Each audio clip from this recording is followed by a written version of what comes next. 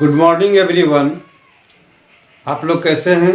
सब स्वस्थ रहिए और कोरोना से बचाव भी करते रहिए कोविड-19 के इस दौर काल में। तो पिछले वीडियो में हम लोग देखे थे कंटिन्यूटी एंड डिफरेंशिएबिलिटी चैप्टर को कंप्लीट किए थे। आज हम लोग देखते हैं एप्लीकेशन ऑफ डेरिवेटिव्स।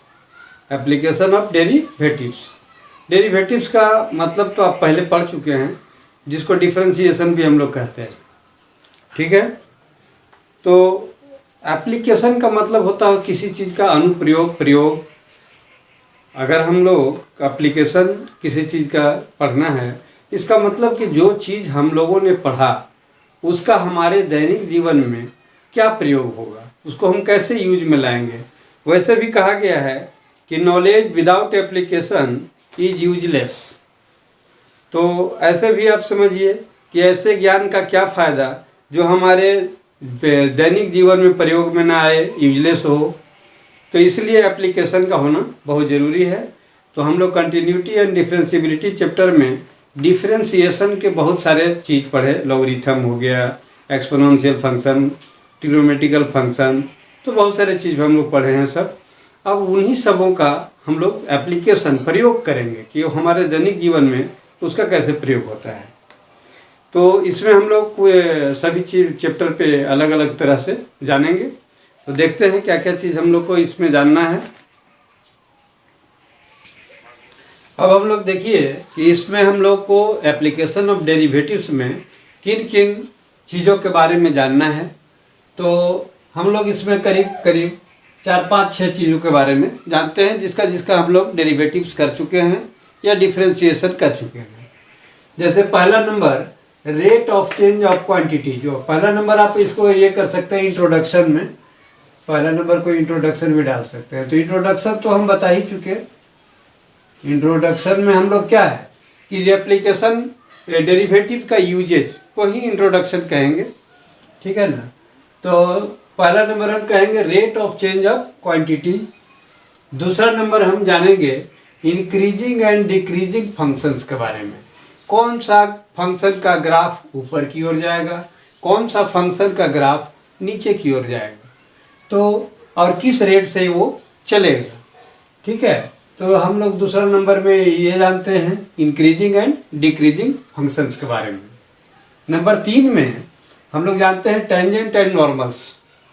किस बिंदु पे टेंजेंट का पोजीशन क्या होगा, नॉर्मल्स क्या रहेगा, तो हम लोग उसको समझेंगे जब इसको प्रैक्टिकल करेंगे, एप्लीकेशन जब इसका यूज करेंगे। तो चौथा है अप्रोक्सीमेशन। अप्रोक्सीमेशन को हिंदी में सन्निकटीकरण कहते हैं। तो अप्रोक्सीमेशन के बारे में भी जानेंगे। और नेक्स्ट है 5वां कि मैक्सिमा एंड मिनिमा वैल्यूज। तो कौन सा ग्राफ का किस पॉइंट पे वैल्यू मैक्सिमम होगा और कौन सा ग्राफ का किस पॉइंट पे वैल्यू हमारा सबसे मिनिमम होगा, तो इसके बारे में भी इसको हम लोग जानते हैं। ठीक है। तो यही पांचों चीज़ के बारे में हम लोग को पढ़ना है एप्लीकेशन ऑफ डेरिवेटिव्स में। अब हम लोग पहला को देखते हैं कि rate of change of quantity. Rate of change of quantity का मतलब क्या हुआ? मात्रा में चेंज होना और किस दर से कोई चीज़ चेंज हो रहा हो। जैसे हम कह सकते हैं कि वह लड़का किस गति से दौड़ रहा है या किस रेट से दौड़ रहा है, तो वहाँ पे एक रेट चेंज होता है, गति में जो परिवर्तन होता है उसका हम लोग डेरिवेटिव्स के फार्मूले से, डेरिवेटिव्स का यूज करके और हम लोग उसका वैल्यू निकाल सकते हैं। अब तक हम लोग 8, 9, 10 क्लास में जो पढ़े थे तो वो सिंपलीकरण से पढ़े थे, सब सरलीकरण विधि से हम लोग समझे थे।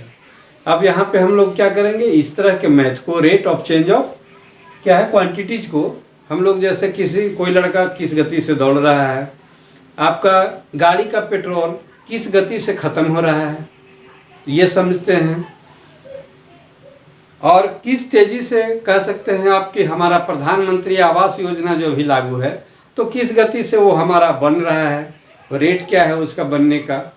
तो ये सब चीज़ है, हर चीज़ का, किसी भी चीज़ का रेट निकालना, मतलब विथ रेस्पेक्ट एक क्वांटिटीज का derivatives with respect to another quantities.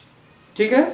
इसमें हम लोग क्या करते हैं कि एक क्वांटिटी का डिफरेंशिएशन या डेरिवेटिव्स किसी अनदर क्वांटिटी के रेस्पेक्ट में किस दर से वो चेंज हो रहा है, इसी को हम लोग निकालते हैं और समझते हैं इसमें। ठीक है, जैसे आप कह सकते हैं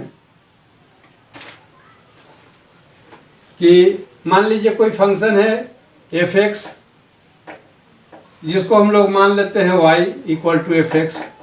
ठीक है, तो इसमें x का वैल्यू हम चेंज जब कुछ डालेंगे तो x के रिस्पेक्ट में y का वैल्यू चेंज करेगा, तो y का वैल्यू जो चेंज होगा वो किस दर से होगा, तो ये निकालने के लिए हमको क्या करना पड़ेगा, इसका डेरिवेटिव निकालते हैं। पहले आप ये जान लीजिए कि y जो है ये क्या है, एक वेरिएबल है, f(x) भी क्या है, एक वेरिएबल है। तो ये कैसा वेरिएबल है, इंडिपेंडेंट वेरिएबल है, इंडिपेंडेंट वेरिएबल कहते हैं इसको। ठीक है, और y क्या है, x में चेंज होने से y में चेंज होगा, इसलिए ये इंडिपेंडेंट नहीं है, ये क्या है, डिपेंडेंट वेरिएबल है। इसको आप कह सकते हैं डिपेंडेंट वेरिएबल, डिपेंडेंट वेरिएबल कह सकते हैं इसको। क्लियर है? हाँ, सॉरी, देखिए हम लोग इंडिपेंडेंट का स्पेलिंग गलत लिखे थे हम, तो इसको करेक्शन कर दिए हैं। यहाँ भी डिपेंडेंट, इंडिपेंडेंट है ये, और ये डिपेंडेंट, तो डिपेंडेंट का स्पेलिंग लिखेंगे डिपेंडेंट, डिपेंडेंट वेरिएबल हुआ है। ठीक है, मानी ये आश्रित है और ये स्वतंत्र है। ठीक है, इस तरह का वेरिएबल्स है ये। अब इसको हम लोग किस रेट से चेंज आएगा, इसके लिए क्या करते हैं, इसका डेरिवेटिव निकालते हैं। तो y x के रेस्पेक्ट में y में क्या चेंज आएगा, तो इसको हम लोग कहते हैं dy/dx, या इसको अनदर फंक्शन में आप कह सकते हैं कि f'(x). ठीक है, f का डेरिवेटिव क्या होगा, f'(x). देखिए ये dy/dx और f'(x) को हम लोग इसको कह सकते हैं कि ये फर्स्ट ऑर्डर का डेरिवेटिव है। इसको क्या कह सकते हैं, first order derivative, first order derivative.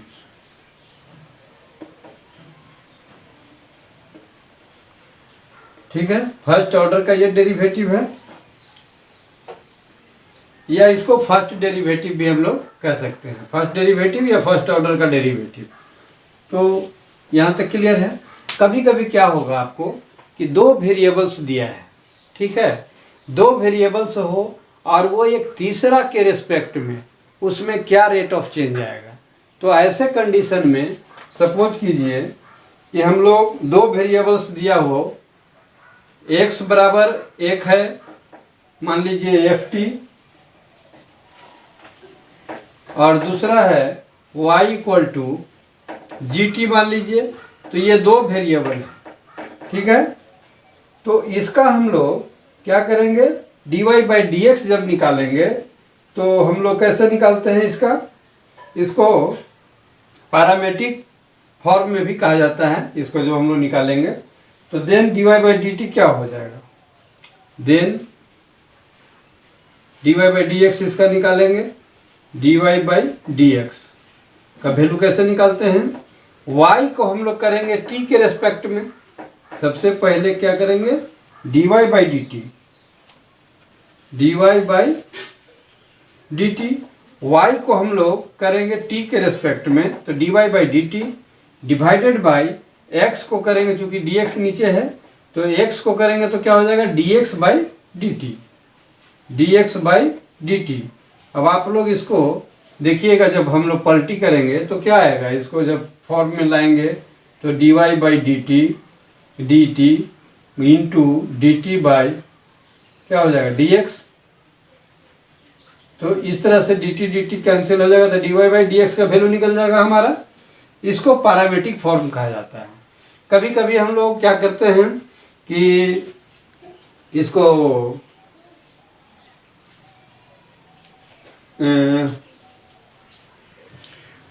तो ये पैरामेट्रिक फॉर्म में है। ठीक है, इसको इसमें कंडीशन है कि इफ dy/dt या इसको कहिए कि dx/dt जो है वो जीरो नहीं आना चाहिए। इसका वैल्यू यदि जीरो आएगा तो ये हमारा सॉल्व नहीं होगा, इसलिए dx/dt is not equal to zero कहते हैं इसको। दूसरा है कि कभी कभी आपको सिचुएशन आएगा सॉल्व करने का, तो उसमें हम लोग चेन रूल का यूज करते हैं। चेन रूल हम लोग पहले पढ़ चुके हैं। जैसे मान लीजिए चेन रूल कैसे होता है, y इक्वल टू x⁴, ठीक है। तो इसको क्या करते हैं, dy by dx equal to, नहीं चेन रूल में ये नहीं आएगा। मान लीजिए चेन रूल में y बराबर हमको दे दिया हो r⁴, ठीक है। तो r⁴ हो तो इसको चेन रूल में कैसे करेंगे, तो dy बाई dx हमको जब निकालना रहता है, dy बाई, तो हम लोग dr⁴ डिवाइडेड बाई dr और dr बाई इसको dx करते हैं, ठीक है। तो देखिए हमारा dr⁴ बाई dx आ जाता है, तो dy बाई dx का वैल्यू हमारा ये निकलेगा, और यहाँ से dr कैंसिल भी हो सकता है। तो ये इसको चेन रूल कहते हैं। ये r को हम लोग ले जाते हैं और x के रिस्पेक्ट में चूंकि फाइनली करना है हमको डेरिवेटिव, तो इसलिए इसको r को फिर आगे जाता है, और ये थर्ड चूंकि वेरिएबल है तो इसको हम फिर करते हैं डेरिवेटिव निकालते हैं x के रिस्पेक्ट में। तो मेरे ख्याल से मोटा मोटी आपको एप्लीकेशन ऑफ डेरिवेटिव्स में rate of change of quantities को आप लोग मोटा मोटी समझ गए होंगे। मेरे ख्याल से कोई दिक्कत नहीं होना चाहिए। अब हम लोग इसको देखते हैं कि एक्सरसाइज में आप क्वेश्चन को जब सॉल्व करेंगे तो बाकी अगर कुछ कन्फ्यूजन रह गया होगा आपको, तो क्वेश्चन को जब सॉल्व करेंगे तो वहाँ पे आपको क्लियर हो जाएगा। मेरे ख्याल से वैसे भी दिक्कत नहीं होगा इसमें, ठीक है। रेट ऑफ चेंज में आप कह सकते हैं बहुत सारा चीज़ चेंज होता है, जैसे प्राइस का चेंज होना, ठीक है, प्राइस का चेंज होना कह सकते हैं,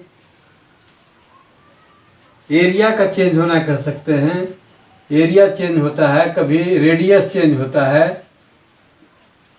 रेडियस चेंज होता है।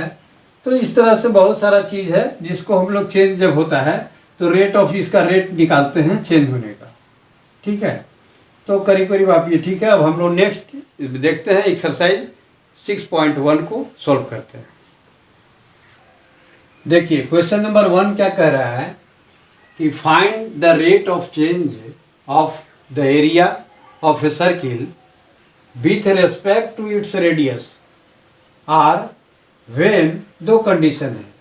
पहला है एक कि r इक्वल टू जब 3 सेंटीमीटर हो, और दूसरा कह रहा है कि r इक्वल टू 4 सेंटीमीटर हो। तो रेडियस के रेस्पेक्ट में हमारा एरिया में क्या चेंज आएगा, इसी बात को निकालना है, क्या रेट है चेंज होने का, ठीक है।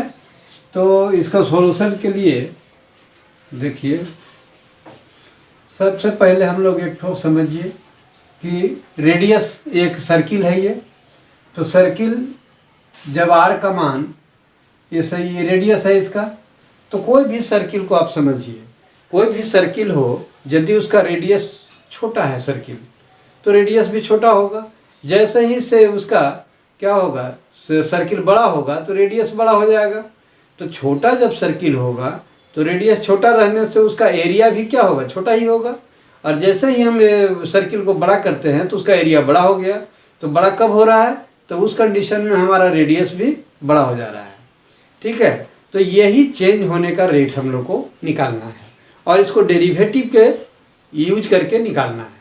बाकी तो ऐसे अदर मेथड से भी निकाला जा सकता है, लेकिन चूंकि हम लोग इंटर में क्लास 12 में एप्लीकेशन ऑफ डेरिवेटिव चैप्टर पढ़ रहे हैं, तो इसमें डेरिवेटिव का यूज करना है, ठीक है। तो देखिए इसको हम लोग कैसे सोल्व करते हैं। इसमें तो रेडियस दिया हुआ है, मान लीजिए कि let A be the area of a circle, area of a circle, A को हम लोग एरिया मान लेते हैं, ठीक है। और गिवन में आपका क्या है, गिवन में रेडियस दिया हुआ है, गिवन में क्या दिया हुआ है आपका, radius equal to r, radius equal to r दिया हुआ है। और आर का अलग अलग वैल्यू है भी, 2 वैल्यू भी है। मैंने इसमें दो क्वेश्चन है कि इस रेडियस में क्या रेट होगा चेंज होने का, और इसमें जब आर का वैल्यू जब हमारा 4 सेंटीमीटर होगा तो फिर रेट का क्या रेट होगा एरिया का चेंज होने का। क्लियर है? तो अब इसको देखिए, हम लोग 9-10 क्लास में पढ़ चुके हैं पहले। वी नो हम लोग लिख सकते हैं कि we know A equal to मतलब एरिया, एरिया इक्वल टू हम लोग क्या पढ़े हैं, सर्किल का एरिया क्या होता है, सर्किल का एरिया होता है पाई आर स्क्वायर। ये हम लोग 9-10 क्लास में पढ़ चुके हैं, बल्कि उससे और पहले पढ़े होंगे। तो एरिया ये है। अब इसको हम लोग क्या करेंगे, डेरिवेटिव निकालेंगे। तो डेरिवेटिव के लिए क्या करते हैं, विथ रेस्पेक्ट टू आर। तो लिखेंगे डी ए मैंने डिफ्रेंसिएशन बाय किसके रेस्पेक्ट में, आर के रेस्पेक्ट में।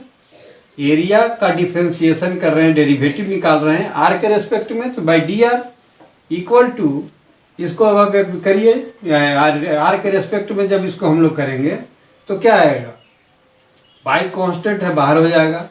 आर स्क्वायर का डिफ्रेंसिएशन पढ़ चुके हैं हम लोग, चाहिए तो एक लाइन आप इसको लिख भी सकते हैं कि r square by d r. इसको अगर थोड़ा और सोल्व करिए तो कह सकते हैं कि पाई, और ये आर स्क्वायर बने x to the power n का फॉर्मूला यहाँ पर लगेगा। डिफ्रेंसिएशन में हम लोग क्या पढ़े थे कि d x to the power n divided by या with respect to x by d x, तो इक्वल टू क्या होता था, n into x to the power n minus 1। तो एन का मान क्या है हमारा 2 है, एक्स का वैल्यू जगह पे आर है, एन माइनस 1 मैंने 2 माइनस 1, तो 2 माइनस 1 करेंगे तो 1 ही आएगा। तो इसीलिए हमारा ये वैल्यू आया। ठीक है, अब इसको डिसिंप्लाइज एक लाइन और आगे करते हैं, d A by d r equal to कितना आ गया हमारा 2 पाई आर आ गया। ठीक है, अब यहाँ पे 2 कंडीशन है, एक पहला है कि जब आर का वैल्यू 3 हो, और दूसरा है आर का वैल्यू 4 हो। तो इसके 2 तरीके हैं, आप ऐसे ए लिख करके कर सकते हैं कि वेन आर इक्वल टू कितना है 3 centimetre, 3 centimetre, r equal to 3 centimetre, जब हम लोग बैठाएंगे इसमें तो d A by d t का हो जाएगा, d A by d r. तो d A by d r का वैल्यू क्या होगा, आर की जगह पे हम लोग बैठा देंगे 3, तो 2 इंटू पाई इंटू आर की जगह पे बैठा देंगे 3, यानी कि कितना हो जाएगा 3 2 जा 6 पाई आ गया ये। अब इसको यूनिट भी देना है, तो देखिए एरिया का यूनिट क्या होता है, सेंटीमीटर में चूंकि हम बात कर रहे हैं सब, तो एरिया का यूनिट होता है सेंटीमीटर स्क्वायर। रेडियस का यूनिट क्या होता है बाई, रेडियस का यूनिट सेंटीमीटर। ठीक है, नहीं इसका चेंज हो रहा है तो सेकंड के हिसाब से होगा, सेंटीमीटर स्क्वायर बाई पर सेकंड ये चेंज हो रहा है। ठीक है, अब देखिए एक तरीका तो यह है कि when r equal to 3 centimetre, तो हम लोग d A by d r निकाल चुके हैं। उसमें क्या करेंगे, आर का वैल्यू 3 रख के सॉल्व कर दिए, हो गया, यूनिट वगैरह लिख दिए। दूसरा तरीका भी है इसका लिखने का, अगर बी में हम करें तो देखिए हमको D A by d r का वैल्यू चाहिए बी में, कब, बी में चाहिए D A by d are when जब आर का वैल्यू कितना हो 4 सेंटीमीटर हो, आर इक्वल टू 4 है, 4 सेंटीमीटर, तो आर इक्वल टू 4 लिख दीजिए। तो दूसरा तरीका ये है, आप वेन आर ये नहीं लिखेंगे तो भी इस तरीके से लिखेंगे तो भी चलेगा, D A by d are with इसका कितना वैल्यू, आर का वैल्यू, आर का वैल्यू 4 तक। ठीक है, तो इस कंडीशन में क्या हो जाएगा, हम लोग आर के जगह पे यहाँ फिर 4 रख देंगे, 2 पाई इंटू आर के जगह पे 4 रख देंगे, तो 4 रखेंगे तो ये कितना आ जाएगा 8 पाई पर सेंटीमीटर, एरिया है इसलिए पर सेंटीमीटर स्क्वायर, और ये सेंटीमीटर स्क्वायर पर सेकंड, सेकंड समय के लिए एस देते हैं। रेट का मतलब ही होता है समय से करना है उसको, ठीक है ना, समय के रेस्पेक्ट में होता है। तो ये हमारा पहला नंबर क्वेश्चन सोल्व हुआ। ठीक है बच्चों, मेरे ख्याल से क्लियर है।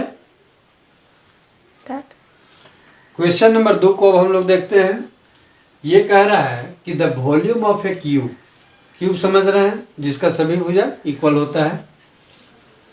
The volume of a cube is increasing, बढ़ रहा है वॉल्यूम उसका, at the rate of 8 centimetre cube पर सेकंड। 1 सेकंड में 8 सेंटीमीटर घन के दर से वॉल्यूम उसका बढ़ रहा है। क्लियर है। तो कह रहा है कि आप फाइंड करिए कि how fast is the surface area, how fast, किस तेजी से, is the surface area increasing, surface area बढ़ रहा है, when the length of an edge is 12 centimetre, जब उसका क्या हो, लेंथ, एज का लेंथ कितना हो, 12 सेंटीमीटर।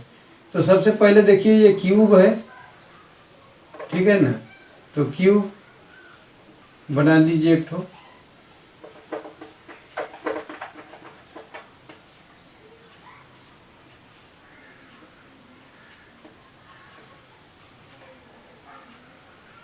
ये क्यूब है, इसका सभी भुजा इक्वल है, ठीक है। अगर हम भुजा को एल से सूचित करते हैं, इंडिकेट करें, तो अब हम लोग मान लेते हैं, सॉल्यूशन करेंगे। Let l be the length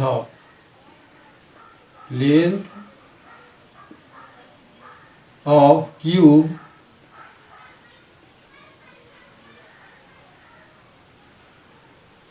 L be the length of cube, ठीक है। एंड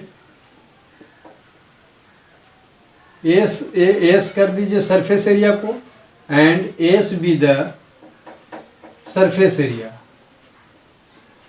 सरफेस एरिया को हम लोग मान लेते हैं, एस से सूचित करेंगे, ठीक है।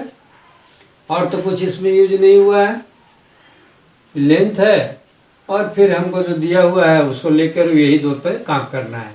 समय को टी से सूचित करते हैं, टी इक्वल टू टाइम कह सकते हैं, टी इक्वल टू टाइम भी मान ले सकते हैं, चाहे आप समझिए, टी हम लोग नहीं भी लिखेंगे तो चलेगा, ठीक है। T equal to time. अब देखिए इसमें गिवन क्या क्या है। हमारा सबसे पहले गिवन पॉइंट को निकालते हैं। तो गिवन इसमें क्या क्या है। गिवन में कह रहा है increasing at the rate of क्या, वॉल्यूम इंक्रीज कर रहा है, किस दर से, वॉल्यूम कर रहा है, माने भी से वॉल्यूम, वो भी हम लोग मान लेते हैं, लेट भी को भी मान लीजिए, भी with volume of cuboid, volume of cube का वॉल्यूम को भी हम लोग भी मान लिए हैं। तो वॉल्यूम में क्या बोल रहा है कि volume of a cube is increasing at the rate of, समय के रेस्पेक्ट में, क्योंकि पर सेकंड है मतलब समय है, तो वॉल्यूम जो हमारा चेंज हो रहा है वो किस दर से हो रहा है, 8 सेंटीमीटर क्यूब पर सेकंड, 8 सेंटीमीटर क्यूब पर सेकंड, ये गिवन पॉइंट है। और हमको फाइंड आउट क्या करना है, सरफेस एरिया को निकालना है जब एज हमारा 12 हो, तो सरफेस एरिया किस दर से चेंज हो रहा है, ठीक है। तो टू फाइंड करना है, टू फाइंड, ये लिख सकते हैं, यहीं पर लिख दीजिए, टू फाइंड सरफेस एरिया को हम लोग एस मान चुके हैं, तो टू फाइंड डी एस, समय किस दर से चेंज हो रहा है इसमें, तो d s by d t equal to what, ठीक है। और एक चीज कह सकते हैं कि जब एज 12 हो, एल का वैल्यू 12 हो, तब भी हमको निकालना है। तो चलिए ठीक है, आगे हम लोग इसको सॉल्व करते हैं। तो सबसे पहले हमारा दिया हुआ है वॉल्यूम इंक्रीज कर रहा है। तो वॉल्यूम के लिए हमारे पास फार्मूला होता है, क्यूब का वॉल्यूम पता है, पर आप 9-10 में पढ़ चुके हैं। Volume of a cube is equal to क्या होता है, एल क्यूब।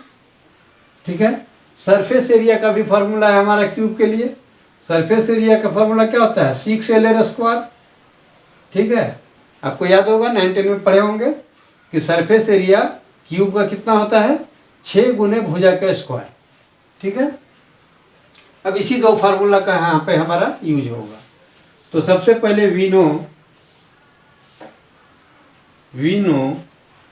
हम लोग क्या जानते हैं, V = L3।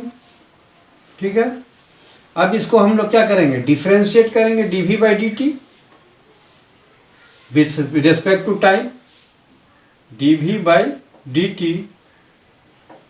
इक्वल टू, इसका जब डिफरेंशिएट करेंगे तो क्या होगा, L3 का x⁴n का फॉर्मूला यूज होगा।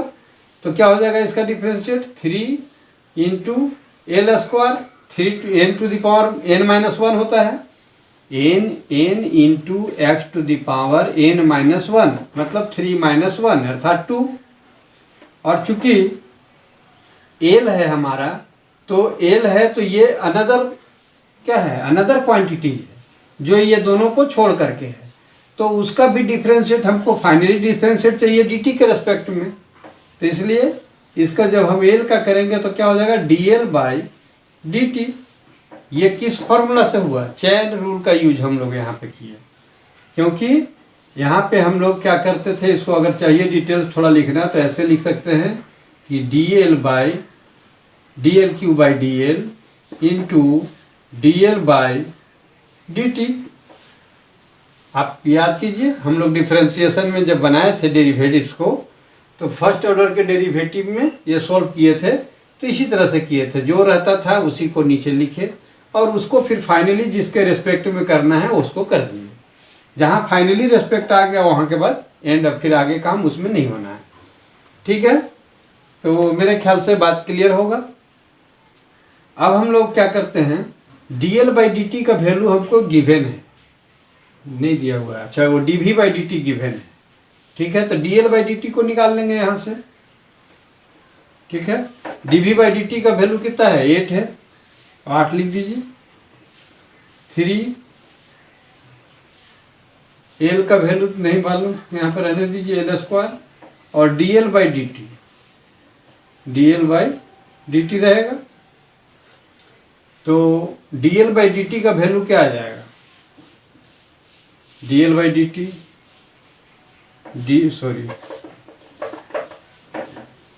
dL/dt का वैल्यू क्या आ जाएगा, 8/3L², 8/3L²। क्लियर है। यहाँ पे जो dV/dt का वैल्यू हम लोग बैठाएं तो आप एक लाइन लिख सकते हैं, ये गिवन है, फ्रॉम गिवन, क्योंकि ये हमारा दिया हुआ था इसलिए यहाँ 8 बैठाया। तो dL/dt अब हमको पता हो गया।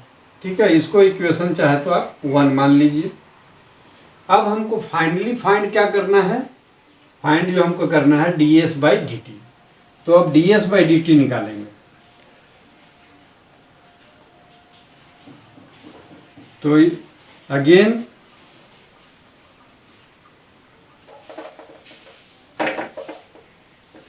अगेन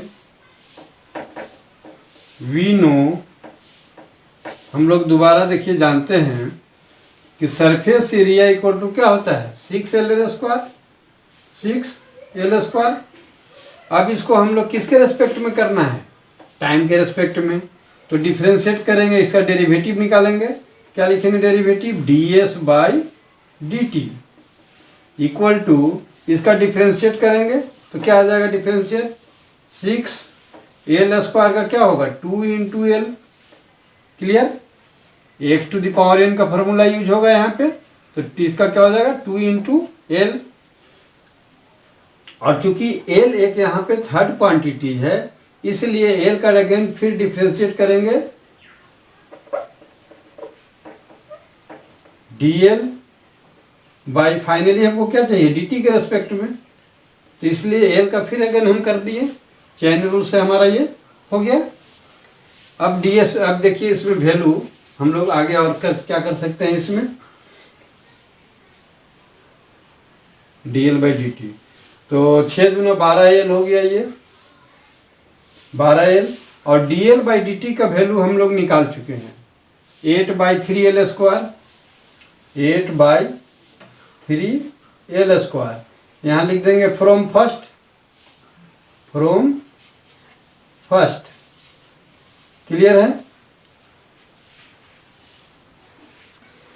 चलिए अब हम लोग इसको, यहाँ पर l छूट गया था तो 6 दूना 12 इंटू l इंटू dl/dt का वैल्यू हम लोग फ्रॉम फर्स्ट चलाएं 8/3l²। फ्रॉम फर्स्ट में था dl/dt इक्वल टू 8/3l²। तो 3 से देखिए इसको हम लोग कटा सकते हैं, 3 चौके 12, और एक l से एक l चला जाएगा तो एक l बचेगा। तो फाइनली हमको ds/dt क्या बचा? नाउ ds/dt इक्वल टू क्या बचा हमारा? 8 चौके 32 और डिवाइडेड बाय एक l नीचे में है, डिवाइडेड बाय l। तो यही हमारा आ रहा है ds/dt का वैल्यू। लेकिन हमको कब चाहिए? जब एज हमारा क्या हो, इसका length of edge is 12 centimetre. जब इसका वैल्यू 12 सेंटीमीटर जब आ जाए तो फिर क्या रेट होगा चेंज का। तो इसके लिए हम लोग अभी बताएं आपको तरीका, उस तरीके से लिख दीजिए ds/dt कहाँ तक लेना है? एज का मान है ना, तो ये एल का वैल्यू है, एज मतलब एल। तो एल का वैल्यू कहाँ तक लेना है हमको? 12 सेंटीमीटर तक लेना है। ठीक है, एल का 12 लेंगे तो 32 बाई कितना हो जाएगा? 12। अब इसको कटा दीजिए तो 4 तिया 12 और 4 अठे 32, यानी हमारा वैल्यू कितना आ गया? 8/3 ये आया। और इसका यूनिट क्या होगा हमारा? Surface area. एरिया कोई भी हो, एरिया का यूनिट क्या होता है? Centimetre square. सेंटीमीटर में चूंकि है तो सेंटीमीटर स्क्वायर, और बाय टाइम का क्या होता है? सेकंड, तो पर सेकंड। ये हमारा इस सॉल्यूशन हो गया इसका। चलिए अब हम लोग क्वेश्चन नंबर 3 को देखते हैं। 3 नंबर क्या कह रहा है कि the radius of a circle is increasing uniformly, एक समान गति से रेट से चेंज हो रहा है, एट द रेट 3 सेंटीमीटर पर सेकंड, 3 सेंटीमीटर पर सेकंड। सर्किल का रेडियस क्या है? इंक्रीज कर रहा है 3 सेंटीमीटर पर सेकंड के रेट से। तो find the rate at which the area of a circle is increasing when the radius is 10 centimetre. तो सबसे पहले हम लोग एक रेडियस बना लेते हैं सर्किल। इसका रेडियस को मान लीजिए r, लिख दीजिए कि let r be the radius of a circle. ठीक है, आर हम लोग सर्किल का रेडियस मान लिए हैं। और क्या दिया हुआ है हमारा गिवन पॉइंट में? क्या क्या है लिख लीजिए। गिवन को चाहिए तो आप यहीं पे लिख लीजिए, सुविधा रहेगा थोड़ा। गिवन में क्या क्या दिया हुआ है कि the radius of a circle is increasing uniformly at the rate of 3 centimetre. तो रेडियस जो चेंज हो रहा है वो है 3 सेंटीमीटर पर सेकेंड। इसका मतलब क्या दिया हुआ है कि डी आर रेडियस में चेंज हो रहा है, किसके रेस्पेक्ट में? समय के रेस्पेक्ट में। तो d t equal to 3 centimetre पर सेकेंड। क्लियर? रेडियस जो है समय के रेस्पेक्ट में 3 सेंटीमीटर पर सेकेंड के दर से चेंज हो रहा है, ये गिवन है हमारा। अब फाइंड क्या करना है? टू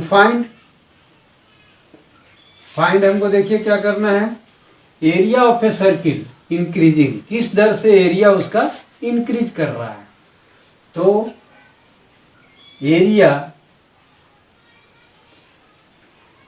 किस दर से कर रहा है, एरिया के लिए ए और dt समय, एरिया चेंज जो हो रहा है वो किस दर से हो रहा है, ये फाइंड आउट करना है। क्लियर है? तो सर्किल का एरिया आपको पता है, वी नो हम लोग क्या जानते हैं कि area of a circle equal to pi r square. ठीक है, तो इसका जब डेरिवेटिव करेंगे तो क्या आएगा, डी ए बाई टाइम के रेस्पेक्ट में d A by d t equal to pi into क्या होगा, आर स्क्वायर का 2r होगा, 2r, और r का फिर क्या करेंगे, D r by d T. Clear है, क्योंकि फाइनली हमको चाहिए डी टी के रेस्पेक्ट में, तो r तक हो गया, तो r को अगेन चेन रूल से फिर हम लोग डिफ्रेंशिएट कर देते हैं, डेरिवेटिव निकाल देते हैं t के रेस्पेक्ट में, तो D r by d T. ठीक है, अब इसमें हम लोग देखिए आगे थोड़ा सा सोल्व कर दें अगर, तो d A by d t या इसी लाइन में कर देते हैं, तो d A by d t में देखिए कितना हो गया, ये 2 pi r into d r by d t. D r by d t हमको 3 सेंटीमीटर दिया हुआ है, यहाँ लिख देंगे क्या, फ्रॉम गिवन। क्लियर है, R D r by d t का वैल्यू हमको पता है 3 सेंटीमीटर पर सेकेंड। तो ये फाइनली क्या हमारा आ गया, d A by d t equal to आ गया 3 दूना 6 pi r. Clear, 6 pi r आ गया। अब हमको क्या चाहिए, जब 10 सेंटीमीटर इसका रेट रहे, ठीक है, इसका आर का वैल्यू क्या रहेगा, 10 रहेगा। तो नाउ अब हम लोग क्या करेंगे, रेट ऑफ एरिया का जो चेंज है टाइम के रेस्पेक्ट में निकालना है, कब, जब हमारा आर का वैल्यू कितना आएगा, 10 सेंटीमीटर हो, तो आर के जगह पे 10 बैठा देना है सीधा सीधी। 6 पाई इंटू आर के जगह पे क्या बैठाएंगे, 10, अर्थात ये कितना हो गया, 60 पाई, और इसका यूनिट क्या देंगे, एरिया है, तो एरिया का क्या होता है, एरिया का यूनिट सेंटीमीटर स्क्वायर, समय के रेस्पेक्ट में है तो बाई पर सेकेंड। क्लियर है, 60 पाई सेंटीमीटर स्क्वायर पर सेकेंड। तो ये आपका इसका सॉल्यूशन हो गया। कहीं कंफ्यूजन है, फिर से एक बार देख लीजिए। कह रहा था कि the radius of a circle is increasing uniformly, एक समान रेट से चेंज हो रहा है, किसमें, सर्किल का रेडियस किस रेट से हो रहा है चेंज, 3 सेंटीमीटर पर सेकंड के रेट से हो रहा है। तो फाइनली हमको फाइंड करना है कि the rate at which area of a circle is increasing, circle का एरिया जो है वो फाइनली किस दर से चेंज होगा, जब हमारा रेडियस 3 सेंटीमीटर पर सेकंड के दर से चेंज हो रहा है। क्लियर, और फिर एक और निकालना है का कि जब हमारा रेडियस 10 सेंटीमीटर हो तो उस समय इसका एरिया क्या होगा विथ रेस्पेक्ट टू टाइम के रेस्पेक्ट में क्या एरिया है। तो हम लोग ये सभी को सॉल्यूशन करेंगे। हमको पता है कि एरिया क्या होता है सर्किल का, पाई आर स्क्वायर।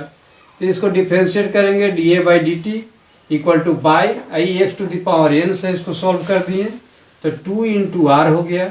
और चूंकि आर हमारा ये दोनों वेरिएबल्स को छोड़ करके तीसरा वेरिएबल है, तो तीसरा वेरिएबल है तो उसको फाइनली हमको डी टी के रेस्पेक्ट में चाहिए, तो इसलिए तीसरा वेरिएबल को भी हम लोग D r by d T करेंगे फाइनली डी टी के रेस्पेक्ट में।